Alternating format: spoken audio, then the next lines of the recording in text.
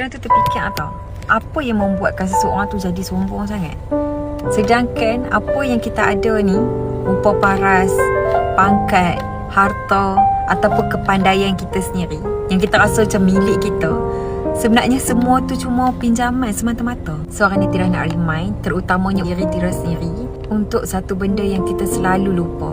Berapa ramai orang hari ni kita tengok daripada kaya tiba-tiba jadi bankrupt. Rupa yang cantik yang dibangga-banggakan sangat tu accident, terus jadi cacat. Jadi dalam hidup ni sebenarnya kita tak miliki apa-apa pun. Harta yang kita ada sat je boleh habis, pangkat sat je boleh hilang, orang yang kita sayang sat je boleh pergi dari hidup kita. Sedangkan nafas yang kita sedut hari ni pun bukan milik kita. Semuanya Allah cuma pinjamkan untuk satu masa yang tertentu saja. Bila kita sedar yang tak ada apa pun milik kita, jadi buat apa kita nak sombong? Sejak daripada awal lagi, kita ni tak miliki apa-apa langsung.